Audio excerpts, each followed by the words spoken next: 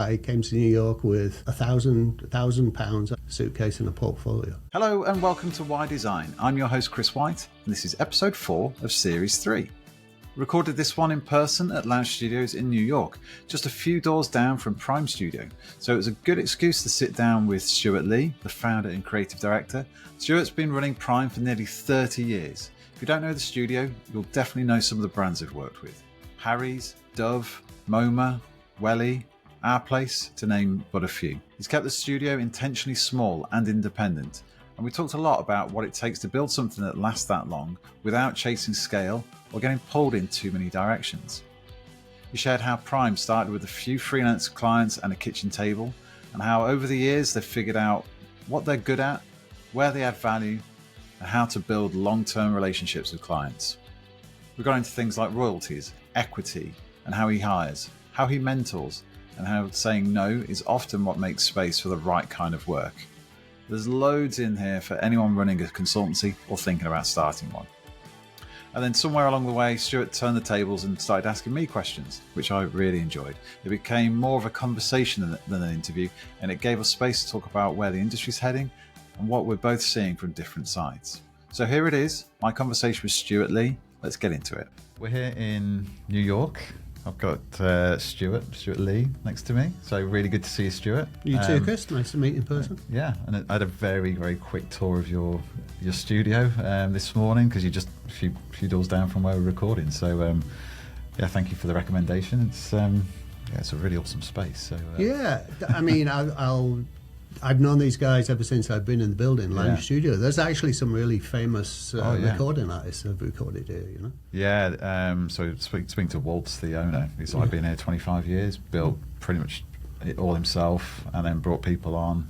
He's had platinum selling albums, I think, or artists come through here like Mariah Carey, and then for our friends back home, Cheryl Cole as well. and now there's a couple of imposters like us. Yeah, and here we are. So welcome to Why Design.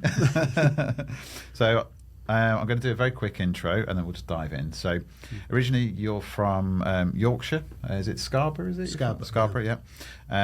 Studied at RCA and Imperial College. Yep. Before moving across the US to work for Smart Design and then Able, and then in 1998 you started Prime. That's Prime right. Studio. Yeah. So based in New York, we're in the Manhattan area, aren't we? Yeah. Midtown Manhattan. Midtown, yeah. And as I said, the very building we're in today. So great to sit down with you, and after our conversations online, it's always nice to meet people and sit down with thanks for making the effort to come all this way. No problem at all. So we're going to dive in now. First question I always ask is on the screen behind us. Yeah, why design? Why design? Where did it all start for you? What first drew you into design? Yeah, so my story, I've listened to some of the previous episodes, obviously. Some people on there that I've actually hired and some people I studied with. So, my story is, I think, not so different from some of the other folks, that I didn't really know what design was when I was, a teenager and studying my A-levels. Yeah. I was one of those classic people that was good at maths and physics, so everyone said you should go be an engineer. Yeah. So that's kind of the path I went down. I was always artistic. I did an art A-level as well. But honestly, I really didn't, I think, have a good understanding of what a career in design looked like at that point. Yeah. So I went to be an engineer. I think perhaps a little bit differently than just going straight to college. I actually I applied for a course. It was very grand. It was called Total Technology, Imperial College, and you had to be sponsored by a company to go on the course. Yeah. So I actually got sponsored by. It was British Steel, basically. It went through a couple of changes of ownership. So I went to Sheffield and worked for a year in this steelworks, and then I went back and worked every summer in the steelworks. And to start off with, I almost basically did an apprenticeship. So it was like a 6-month apprenticeship. We learned how to rewire motors. I learned all the suite of different welding techniques. You know, it was really a hands-on, very hands-on apprenticeship. I remember until I moved here, one of the things we had to make was we had to make our own toolbox. Right, okay, cool. So literally fold it all up, file it all down, do the hinges, that kind of thing. And I remember the welding test was we had to draft out the die line for like a 3-part funnel. Yeah. Cut it all out of sheet metal, form it all, and then weld it so there was no leaks. That sounds pretty advanced. Yeah. So, but then I went to work in the steelworks itself, where we would go out with the maintenance crews. Yeah. You know, if the gearbox failed on a crane, we would literally climb up onto the gantry and go fix the gearbox and whatever. It was interesting in that it really solidified to me that I didn't want to be an engineer, but it also gave me a really sort of deep understanding and appreciation of people who do work in manufacturing. And I'm always thinking about that as we're designing products, like who is the person that's going to actually have to assemble this, and how can we make their life easier, you know? So it was a good grounding experience. Oh, that's fantastic. So then you figured out what you didn't want to do. Kind of, yeah. And then, am I right in thinking did you do a mechanical engineering degree and then a design master's, or was it the other way around? Yeah, so the first degree, the total technology, was a pure mech eng degree. And then I went to the Royal College of Art, and that's where I did a degree called Industrial Design Engineering. And it was really kind of like an industrial design crash course for people like myself with an engineering background. And these days, do you class yourself more of a designer or an engineer? You know, a little bit of both. I would say on that spectrum, definitely more on the design side of things, but I don't think that engineering rigor ever leaves you, really. Yeah. So I do really enjoy like the DFM side of design, that type of things. You know, super well informed designer then. Yes. Well, I wouldn't say that. You said that. I wouldn't say that. You can quote me on that then. Yeah. So the Yorkshire lad from Scarborough, what on earth kind of drew you over to kind of the States then, to New York? Right. So, you know, I studied at the RCA. Yeah. The RCA and that whole design side of things, honestly, kind of happened a little bit by chance. You know, when I first went down to London, I used to go and visit some of like the audio stores off Tottenham Court Road and geek out at kind of, you know, like super minimal amplifiers and that type of thing. And Imperial College was actually right next door to the Royal College of Art. So after a couple of years at Imperial, we actually used to start going to the Royal College of Art because we liked the canteen there better. And that's where I started to, you know, feed off the kind of creativity in that place and the excitement. And then because of the close proximity, there was one guy called, his name was Paul Ewing. He, I think, was the guy, I might get this slightly wrong, but he's the guy that basically planned the industrial design engineering. Okay. And he used to kind of split his time between Imperial and the Royal College of Art. So once I got introduced to him, he was a very stylish, kind of dapper gentleman. He stood out at Imperial because there was, you know, some of the professors there were a little bit more traditional. Like pocket protectors. And he was the one that really encouraged me to apply to the RCA. Oh, cool. So I owe him a big debt. Yeah. Yeah. Unfortunately, he's no longer with us. But it's a shame, but he said, left a lasting impression on you. So, and I think you said you arrived in New York in '93 with a suitcase. 91 actually. 91, okay. Yeah, I graduated in '91. Yeah. And I spent the summer working in Heels, the department store on Tottenham Court Road, selling lights, just to earn some money. Yeah. And then literally I came to New York with, you know, £1,000, I think, suitcase and a portfolio. I'd been a couple of times before, so my then girlfriend, who's now my wife, I met her at the RCA. She's in the fashion business. Oh, okay. And she had graduated the year before me and moved out here because obviously such a big fashion business here. And when I graduated in the early 90s in England, it was a terrible time from a recession. It was, so that's when I made the decision to move to New York. So I pretty much worked that summer, earned some money, and then moved here. Oh, fair play. How long was it before you found work then? Well, as I said, I'd visited her a couple of weeks. So during those 2 weeks, I basically did the rounds of all the design studios. So I went and interviewed and introduced myself and kind of was laying some groundwork really. When I got here, I managed to pick up some freelance work really pretty quickly within like 2 or 3 weeks. The place I really, really wanted to work though was Smart Design. Now I went and interviewed there again. I kind of got a great feeling from it, but unfortunately there wasn't any positions. And then just by luck, I think about 2 months in maybe, just as my little pot of cash was starting to run a bit low, somebody left and they offered me the chance to go work there and then sponsored me for my visa. Yeah.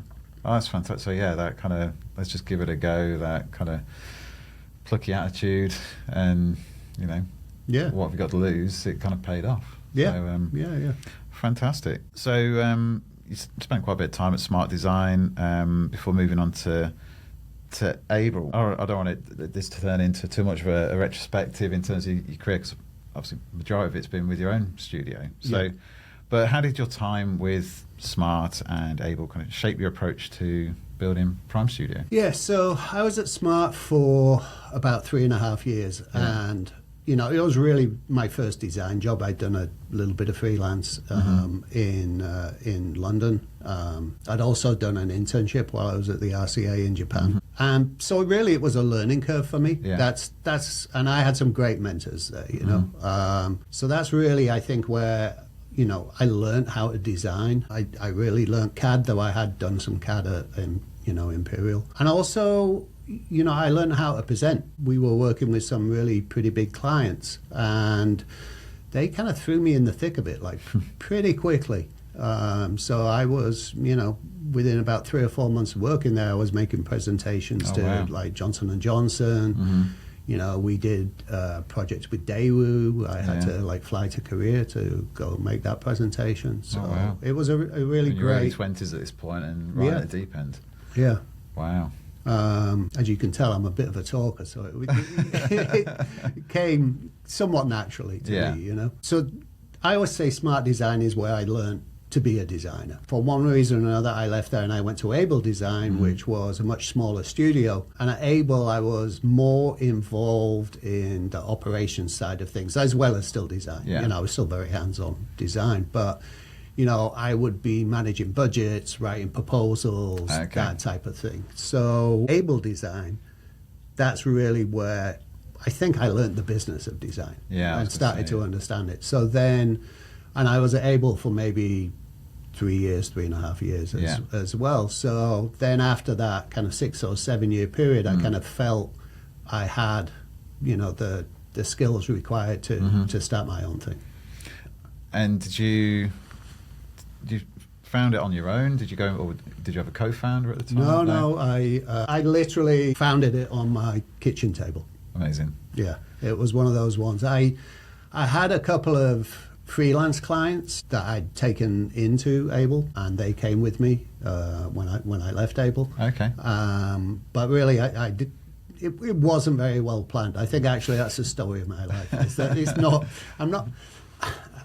I don't really have like a great strategic future plan. I sort of, I think, flow with the waves a bit more. Yeah. But I mean, you've been going, 30 years now? Not quite that. Not quite near. Come up to 30 years. 27 years. 27 years, yeah. And that's kind of go with the flow. It seems to be working kind of. Yeah, I mean, there's been ups and downs. Yeah, obviously. As with waves, yeah. yeah. I wouldn't have changed it. No. I certainly wouldn't have changed it. I would have done some things differently, but I don't regret the path that I went down. Yeah.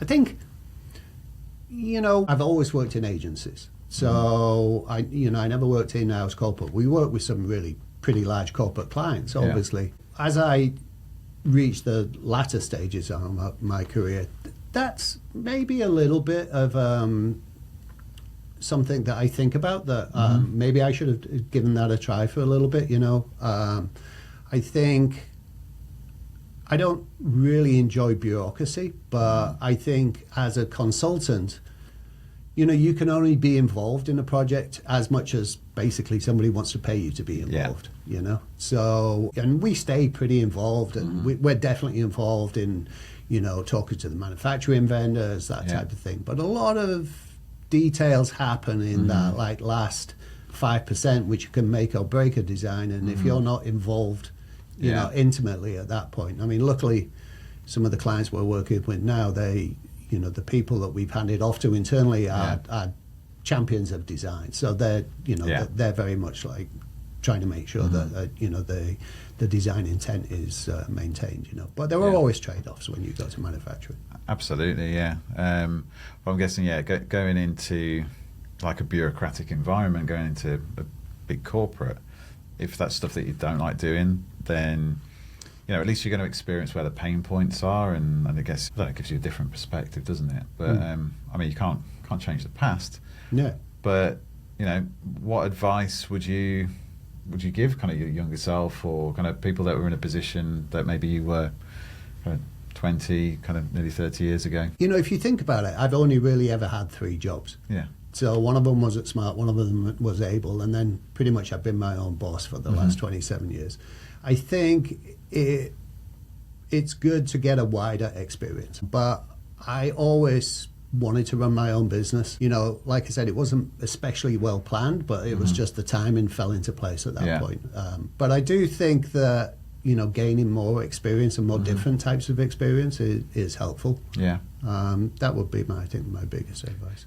Can you point to any kind of, light bulb moments or aha moments, that you reflect back on and think that changed things? In my career path, or just in your career, or in Prime?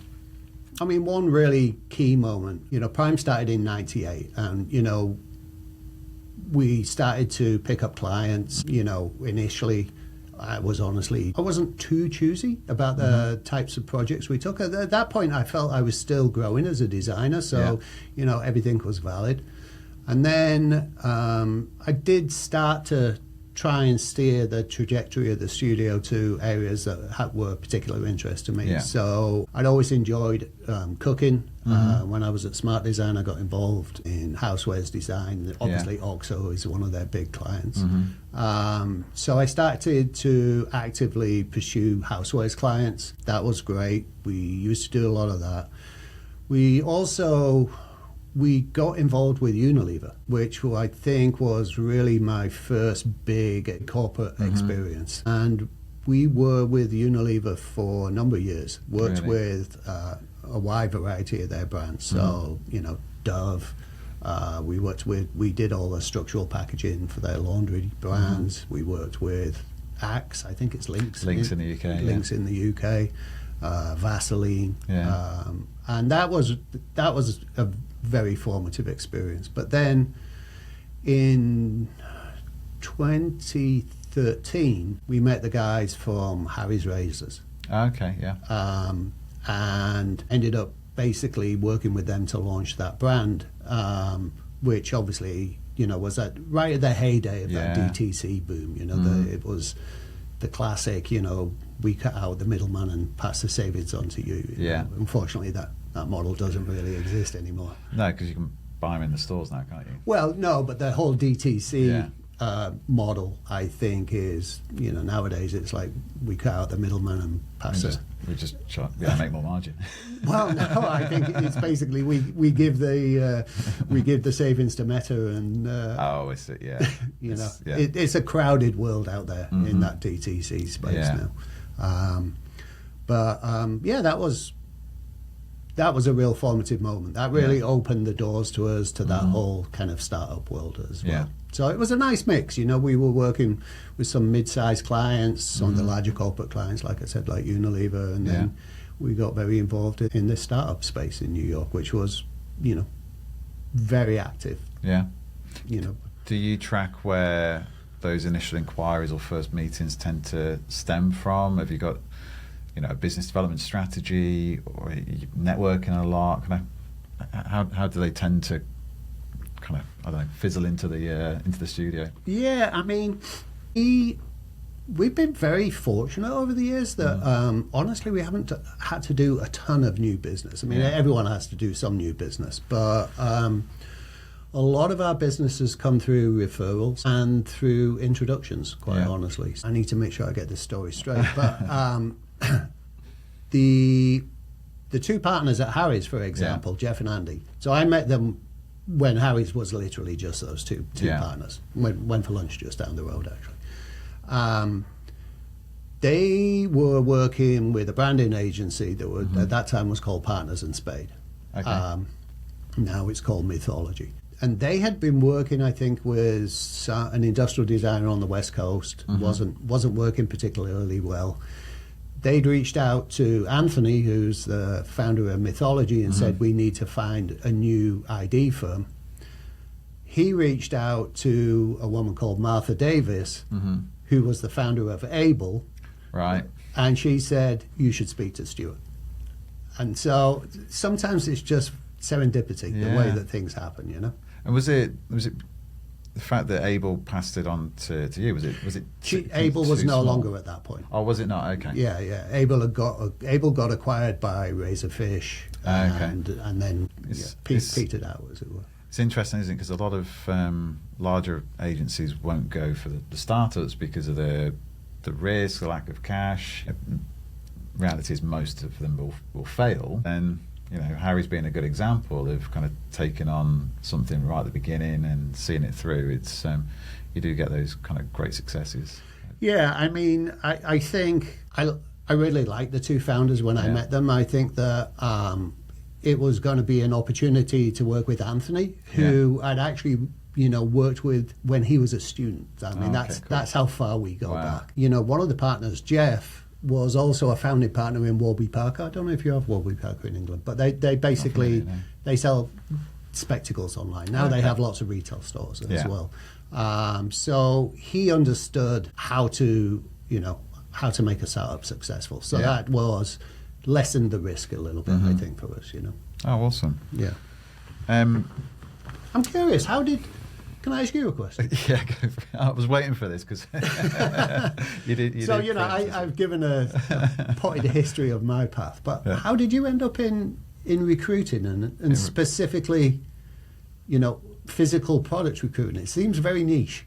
Yeah. So for me, I mean, I graduated back in 2008, and coming up to then, my partner at the time was pregnant, so we kind of, like you, rode the waves, to put it politely, and I needed to find work. Right. So I studied management at university. I was quite creative, songwriter, kind of, I like my art and graphics and stuff. But, when I was picking my degree, I thought I'd probably have a better chance kind of making money through business than through graphic design. So that's the route I went down.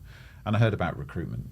I saw adverts, I think on Monster, which was the main one, and Fish for Jobs at the time.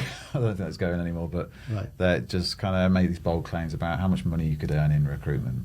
And then quickly got a bunch of kind of graduate interviews at places like Michael Page and S3 Group and all the big Birmingham branches, and did really well at the assessment centres. But when they turn around, when they basically, towards the end of the day, they wheel out the senior consultants with their cufflinks on, and they kind of have the armband and the clip and a tie clip.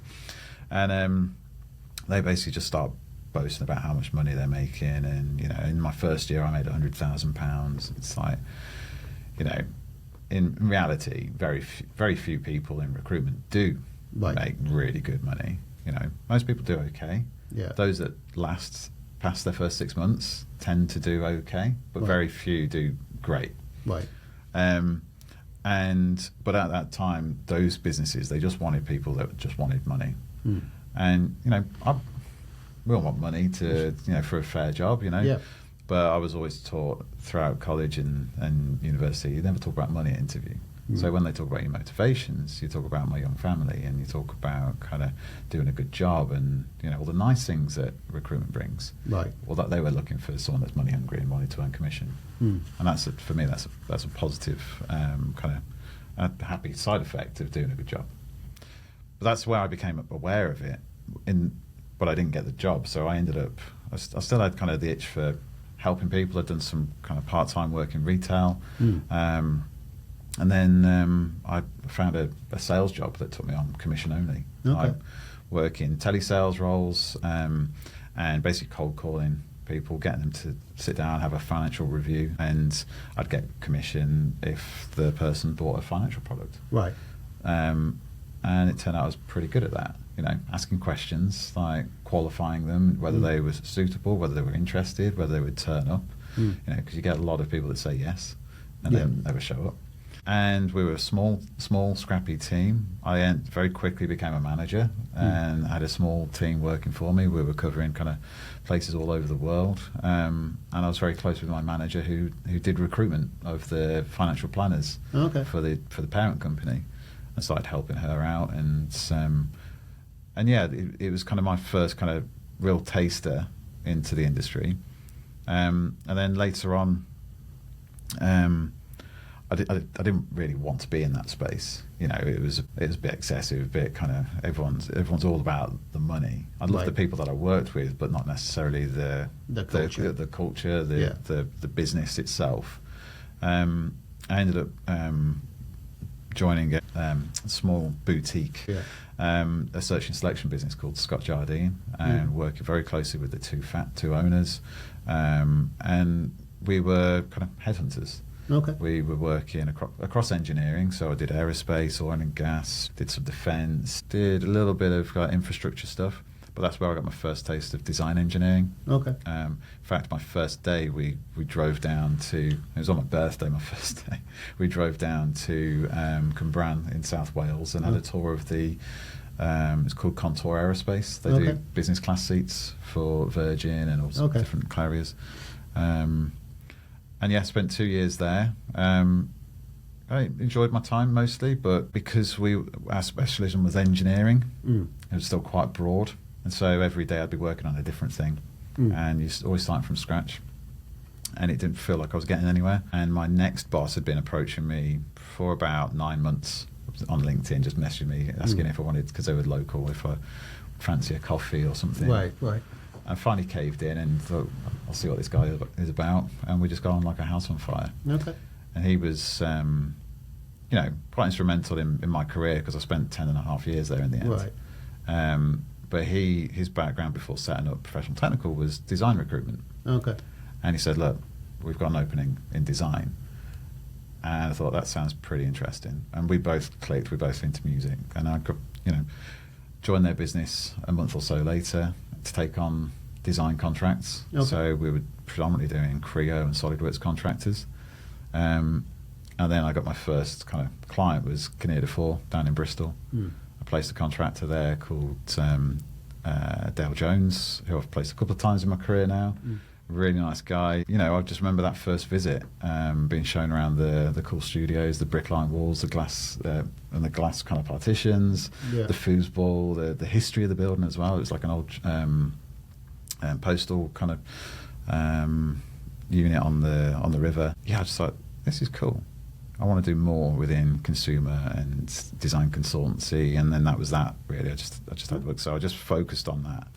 No, people always ask me if you're from a design background, and I'm like, no, I just love design. I love physical product design, and because it's so niche, especially these days with digital job titles kind of muddy in the water, it makes it hard for employers to find good talent. It makes it hard for people to find work, because you spend most of your time either sifting through irrelevant resumes or portfolios, or sifting through irrelevant job listings. So to be able to cut through that noise and provide value service, that's why I still do it. That's my why, I guess. Yeah. So yeah. Because a couple of other people I know here in the States, I think they very much were trained in design and then went into design recruitment. It sounds like you had a more circuitous kind of path to get there. But yeah, I think here you are. Here I am. I think what, and it kind of ties into design really. To be a good recruiter, or a good salesperson, really, you need to be curious, you need to ask questions, you need to be good at storytelling. I'm in sales, but my product is kind of the service that I provide, but at the end of the day, it's people and it's a good fit. I'm selling kind of people into businesses, I'm selling businesses and opportunities to people, and there's a story around that, and there's a why, and if you can get to the why, it's kind of why we've got that behind us there. Right. You've got a much better, you've got a better chance of creating a good fit and a long-lasting kind of fit.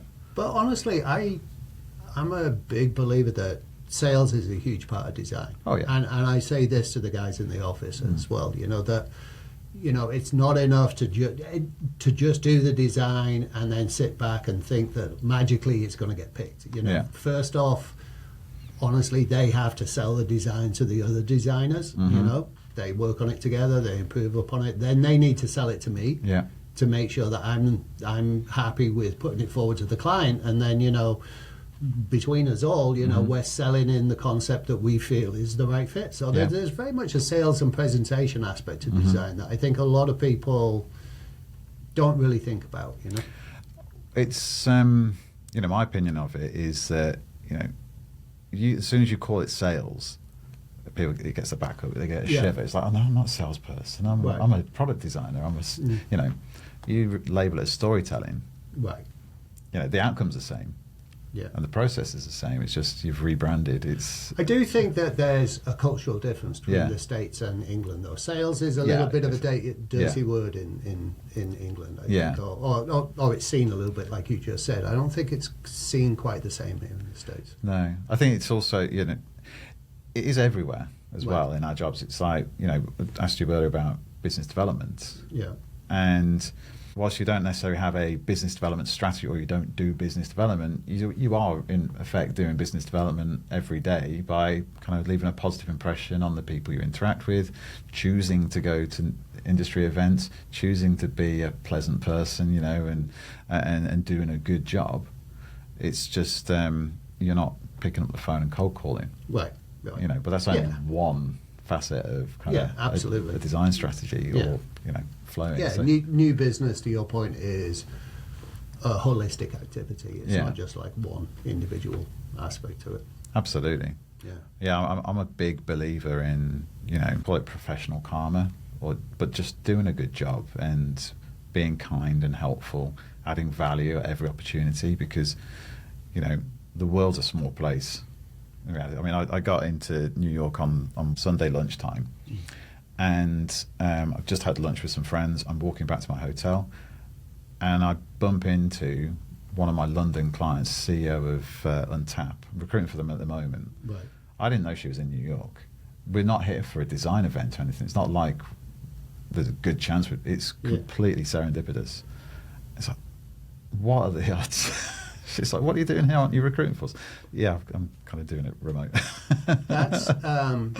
That's honestly one of the reasons I've stayed in New York. Yeah. I mean, I love New York. I love the energy here. Yeah. But, I have considered, moving elsewhere in the States. Like, I looked at Chicago at one point, a couple of firms there. And then, obviously there's the West Coast. But exactly for that moment, we have so many friends and family and colleagues that are always passing through New York that it kind of keeps you connected. So that's one of the major reasons I've stayed here.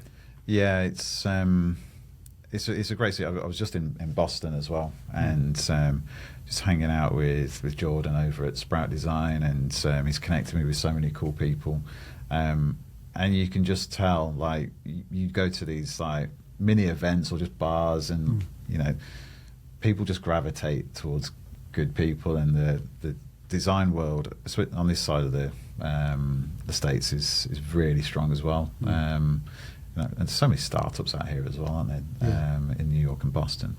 It's a really cool place to be. Yeah, no, I couldn't agree more. Bit easier for the time difference with the UK as well. Yeah, there's that too. Awesome. Do you have any more questions for me? Because I was waiting for the spin round. It was like, I purposely didn't put it into my notes here, but I know it's going to go. I was curious, and honestly, I think, quite frankly, your listeners are probably curious. Yeah, I think it's recruitment gets a bad press, and certainly in the UK, I think it's a slightly different proposition here. There's big reliance, especially with big industry, on internal recruitment. Right. So, but agency or consultancy side, the headhunters, it's a very different proposition here to what it is back in the UK. But I generally believe there's lots of really, really talented and well-meaning recruiters in every corner of the of industry. It's just that it's so easy to do a quick transactional service that we get a bad name, because when you focus on transactions, you more often than not, that's where you're going to get poor results and poor experiences. But and it's much like with design consultancy. If you focus on kind of working towards the outcome that's best for all parties, and you work with your partners, and make sure that you have a great experience, not only does your client have a good time, they get the outcome that they want. For me, the candidate has a great time as well. Yeah. And I have a nice time. So it's a win all round. Honestly, as a design agency owner, your only value is your people. Yeah. Right. Otherwise, it's just a bunch of computers and 3D printers and whatever. Yeah, massively. Yeah. Massively. So, let's talk a bit more about kind of Prime then. Hey guys, just a quick one for me, and then we'll get straight back to the episode. If you've ever felt like your pipeline is keeping you up at night, or you're not quite sure where to go next in your design career, and what you really want is to feel more in control of your business, your pipeline, your next move, maybe even be the person your peers or competitors look to and think, they're onto something, then check out the Why Design community. It's full of founders, leaders, engineers and designers working in hardware and physical product development. We share insights, run online and in-person meetups, collaborate on projects, and help each other figure out what's working and what's not. If that sounds useful, head over to teamcodu.com/events to sign up. It's free, low pressure, and genuinely made for people like you. Okay, let's get back to the episode. So you're working across, and correct me if I'm getting this wrong, but industrial design, packaging, brand strategy, and retail experiences? Not so much retail. Okay. Not so much retail. Are you doing any engineering, or is it mainly front-end stuff? We are doing, so, as I said, I'm a lapsed engineer. Yeah. So I would say as a design agency, we're pretty buttoned up in taking things down that production ready path. We generally take things to about 85-90% tooling ready. Yeah. We'll leave it to the vendors or whoever. We're a small team, so if we need specialist engineering help, then that's when we'll bring in collaborators. Yeah. And what kinds of or types of projects really excite you most at this stage in kind of Prime's history? I'm still excited by a lot of things. Personally, I get excited by the projects where there's more of a complex problem to be solved, and that can be from an operational perspective. It's not necessarily design, it's almost business. So I like working on projects where we need to talk to supply chain, we need to talk to the 3PLs, and we're helping almost be the conduit between all those different parties to come to an outcome that makes great sense from a design perspective, but operationally it makes great sense. It's designed for efficient manufacturing, going back to that idea that you don't want to ask a manufacturing vendor to make something the way they don't want to make it, because quality is going to suffer at some point. So that's a big part of it as well, is working with the manufacturing vendors to come to compromises. I still do get my pencil out and sketch on things, but to me it's those like bigger picture things that, that are the ones that like get my juices flowing. But I'm still excited by all aspects of design. I do love working with startups too. They're hard work. Because often there's a lot of hand holding along the way, especially if they haven't had a background in product development. But it's really nice to work with someone who you can see the passion. Massive. And there's a lot of opportunities for startups to be essentially ripped off, isn't there? Because suppliers can see them coming. So to have someone kind of that's got their back, that can kind of share your expertise and get into the result quicker. The right result at the right cost. That's priceless, really. Yeah, and over the years, I've built up a really great network of both manufacturing partners, but also kind of like sourcing agents, basically, who will work with manufacturing partners. So that's a big part of what we do, is introduce third-party people after the design has finished. We did the same thing with Harry's, honestly. So, I introduced Harry's to their initial manufacturing partner. I actually went with one of the partners, Andy, to China to do due diligence on the factories and check on first production tooling, that type of thing.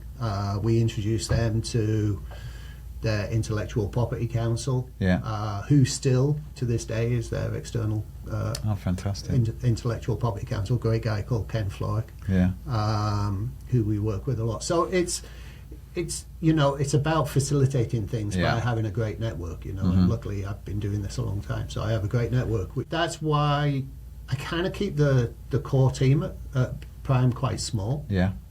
And it's more about building teams that are the right team for the right job. And I was talking to Jordan over at Lead Off yesterday, and there's some synergy there in terms of you're not just looking at a kind of siloed kind of problem. It's not just ID. It's like, how can we work with this business, and what added value? Who can I introduce them to? Kind of how can I tap into my knowledge and network to, get a better outcome?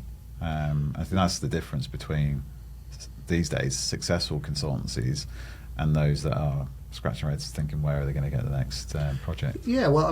Going back to the services that we offer. When I started Prime, we were a pure industrial design shop. That's what we did. We designed products for people. Then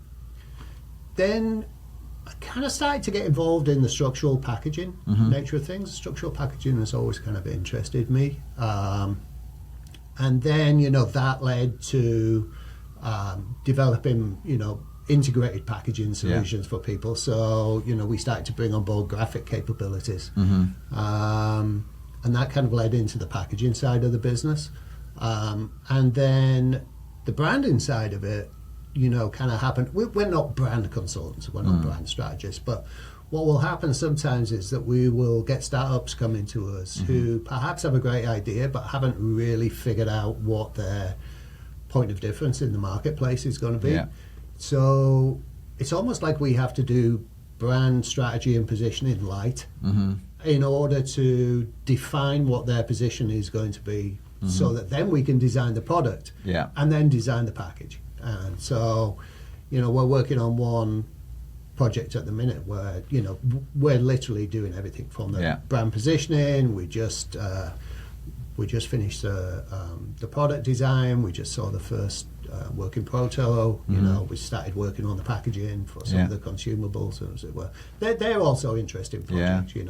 It's really nice where you're part of the entire DNA rather than just doing one part of the project. It's fantastic. I sat in on a design kick-off meeting with Sprout Studios last week on packaging and branding and direction for a client. Right. And super in depth, but you could tell that they'd worked with this guy before on a different business, but they're literally they're an embedded design resource, and that's the dream, isn't it? Where you feel like one with the client, and you should share those kind of successes and and the challenges as well. But it's like you're in it together. Yeah. So that's fantastic. So in terms of talking about some other things, then you get involved in teaching and mentoring, I believe, or is that something you've dabbled in over the years? Not teaching per se, No. but I do often speak to student bodies. Yeah. So down at Parsons here in the city, there's a couple of regular classes that I go give a yearly lecture to. Yeah. Lecture talk, I think, Yeah. is a better word than Keynote. lecture. Yeah.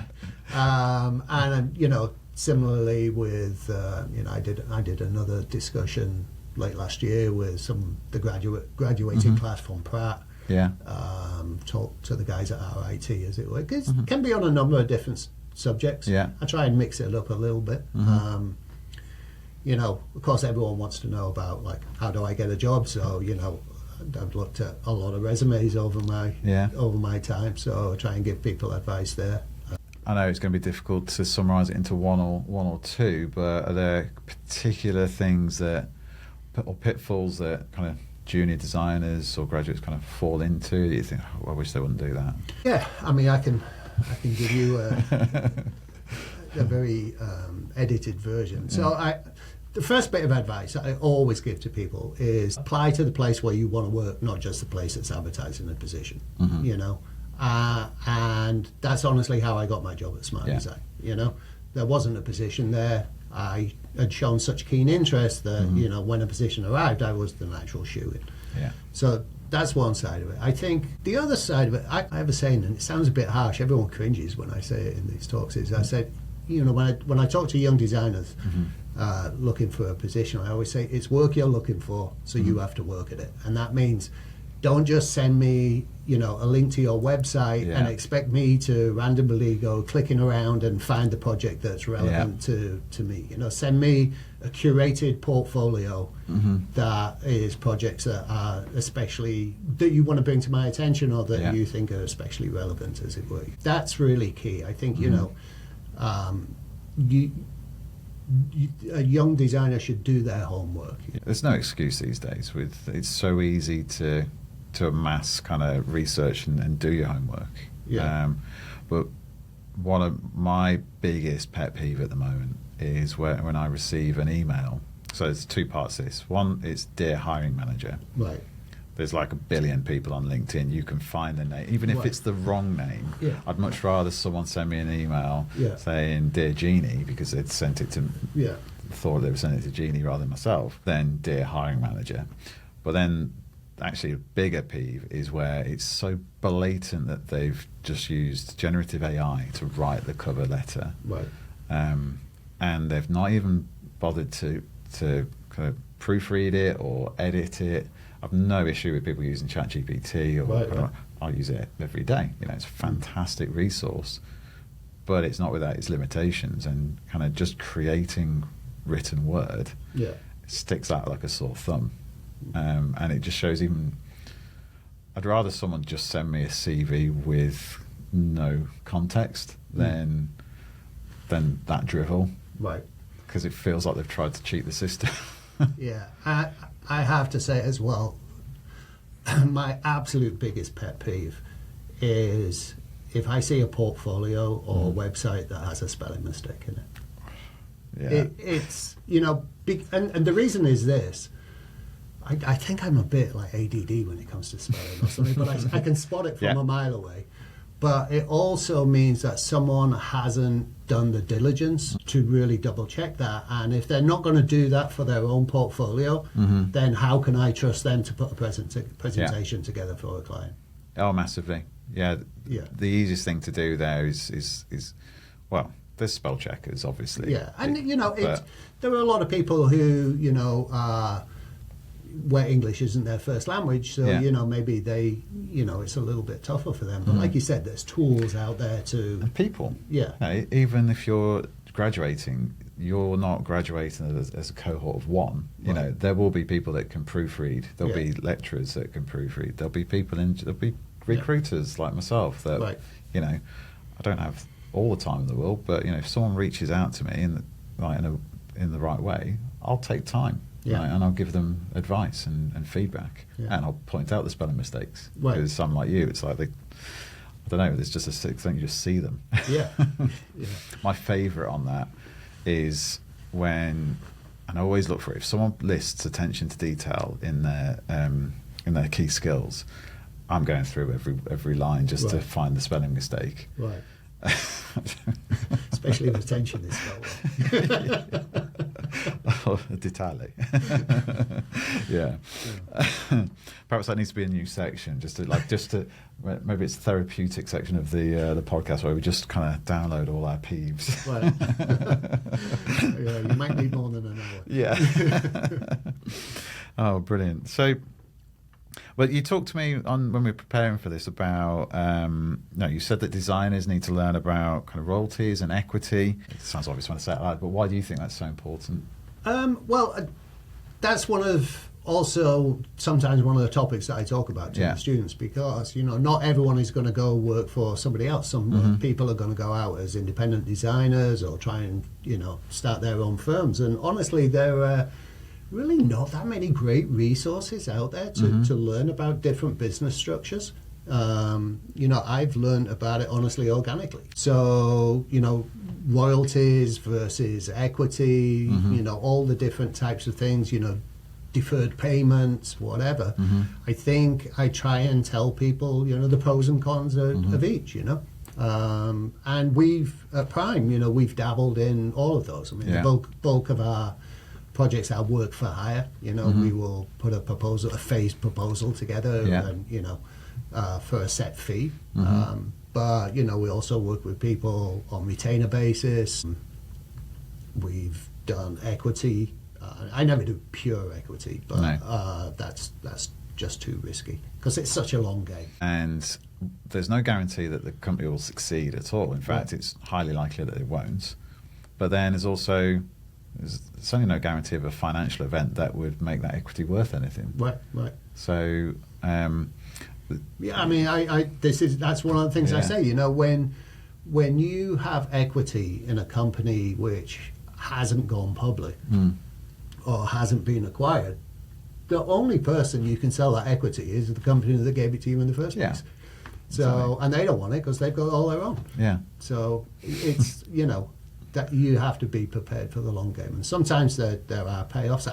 I've never seen a great equity payoff yet. No. Fingers crossed that a couple of them will come through. It's from my view anyway, it's a mechanism to kind of justify kind of a lower kind of fee, I guess, and helping a startup with the chance that, very least you're going to do a good job and help someone on their way, when there might be a payoff. Yeah, the other side of it is just, I think psychologically, if you have taken equity in a company, you will go the extra mile for them. I don't ordinarily, speak to clients on a weekend, but if it's a client we've taken, a share in, of course, I'm an investor in that company. Why wouldn't I? Absolutely, yeah. So there's that side of it. It does make you feel more embedded in the company. Oh yeah, absolutely. I think there's a number of consultancies I've been working with over recent years that in the UK, industrial design as a consultancy isn't doing particularly well. Typically they're the ones that are complaining about the market being tough. But those that are doing okay despite market conditions are those that have got royalty programs, and so they're getting paid for every product sold, and so they've got a revenue that's fairly forecastable, and then kind of the swings and the peaks and troughs of the consultant as well. We also have some royalty contracts, and it's true, they do smooth things out. There's not the same potential upside as equity, but it's cash flow is everything in business. You have a handful of those going, and it certainly makes the planning a lot easier. And that's the hardest thing from my experience with consultancies is scaling, because it's chicken and egg. Very rarely can you see enough of a pipeline, kind of enough months to justify a full-time hire. That's why freelancers and contractors are so widely used in the industry. Because you can turn them off if you need to. I mean, I'm always being cautious about hiring, maybe overly cautious.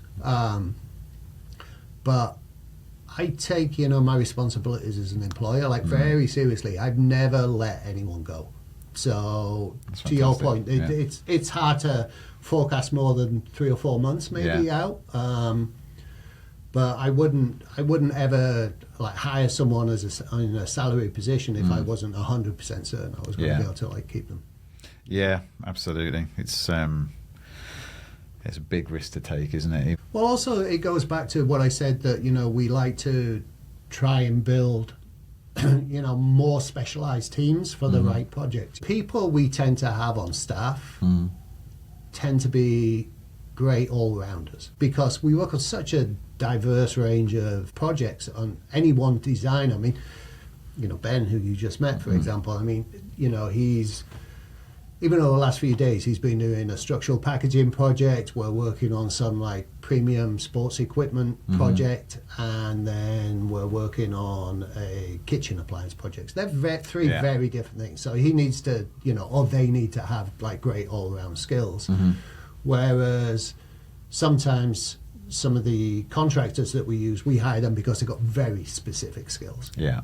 So that might be technical, it might be in soft goods, for example. The core team doesn't really have great soft goods experience, but if we're doing a project, we have people we can call on there. You've built up a little black book over the years, haven't you? Of kind of use for freelancers and kind of contractors that and I guess you'll have a handful that if the first textiles person isn't available, you've got a second. That's the beauty of networking and just being in the industry so long, it just compounds over time. So that's brilliant.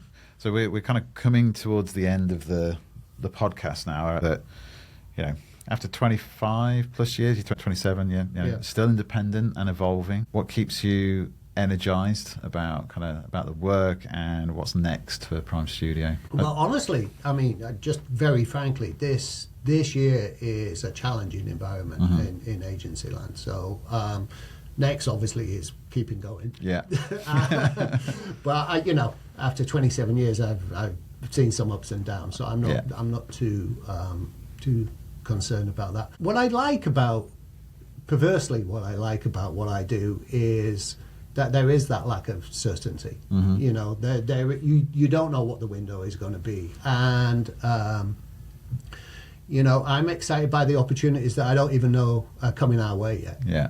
Because what I do love about what I do is the diversity of projects that we get and what we work on, and it keeps me fresh, it keeps me learning, it keeps the team learning. That's one of the things that we have to do is ramp up to kind of be an expert in a certain product area very quickly.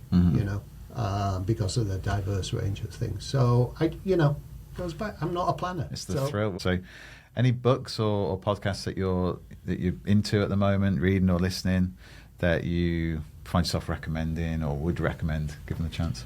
I'm actually not as big a reader as I used to be perfectly honest. My go-to reading at the minute is, honestly, I buy the Sunday Times newspaper, and it takes me about 5 days to read all of the sections. And, I like the international side of it. I read the business section. I read the style section.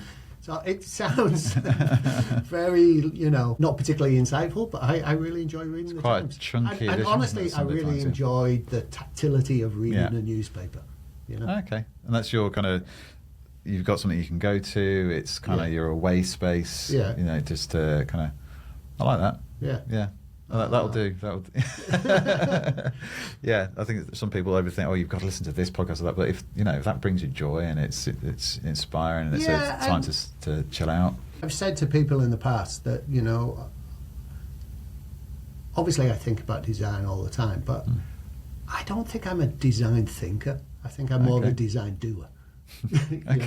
So I've enjoyed your podcast, but I enjoy it more for the personality point of view, not to get into the esoteric details of what design means. I don't think I'm the right person to dive into details. I'm very much about people, right, and kind of their stories, and that's why I'm still in this industry for 12 years now, and doing this thing. So I'm glad you're enjoying it. But no, thank you so much for... well, actually, go on. It's not quite over. I'll go, yeah.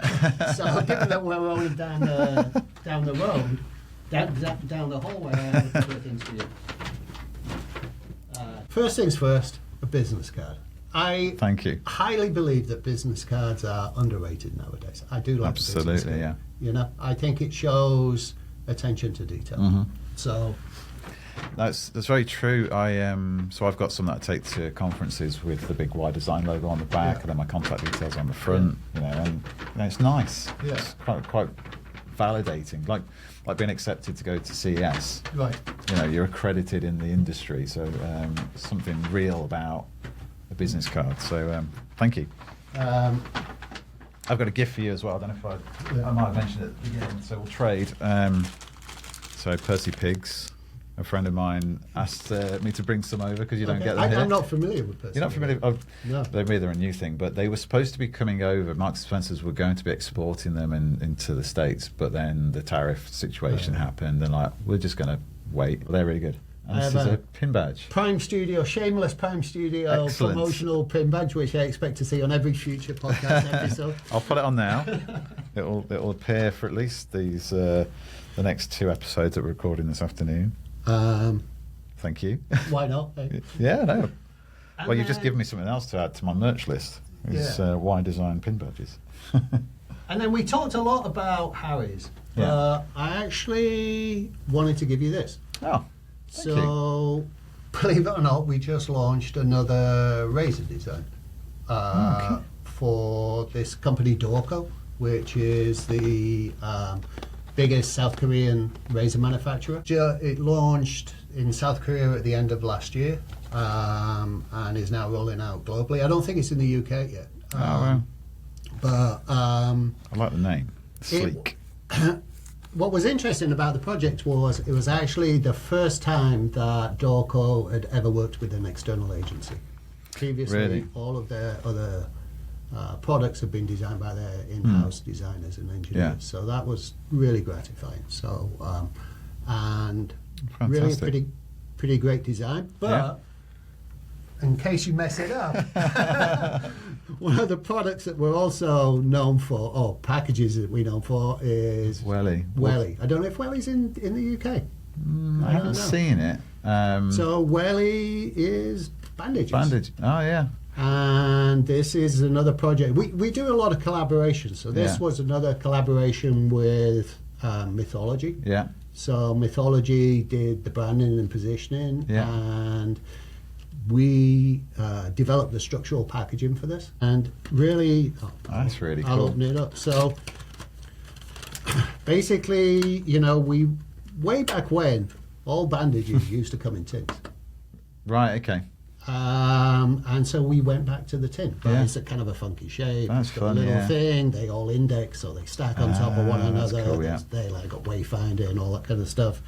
And we did like internal organization on them, so you can find Yeah. the bandage that you want. But the really brilliant thing about these, nobody throws away a Welly tin. No. When you think about the 3 R's, Yeah. the reduce, recycle, and Yeah. reuse. Yeah. Reuse is obviously the Yeah. key. Because everyone just uses them for like thumbtacks, Yeah. elastic bands, screws, I love whatever. Anyway, so if you mess yourself up with the razor, I'll try not to, but yeah. It's,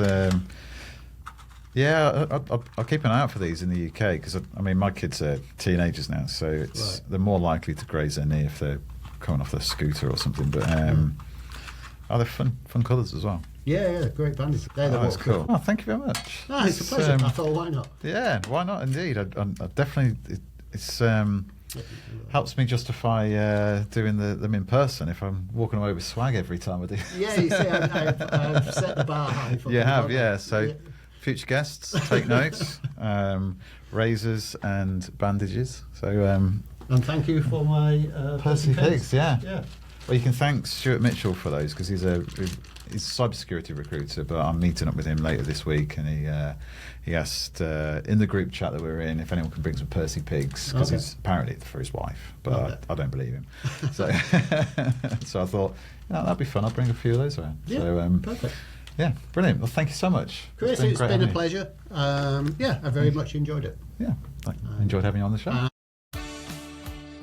Thank you for listening to this episode of Why Design, proudly powered by Kodu. If you got something out of today's conversation, I'd love it if you could leave a quick review or share the episode with someone who will find it useful. It really helps more people discover the show. And if you're working in hardware or physical product development, whether you're a founder, leader, engineer or designer, come and join the Why Design community. We're running events, sharing insights and connecting people who are building great things. You can sign up at teamkodu.com/events or just drop me a note on LinkedIn. Thanks again, and I'll see you soon.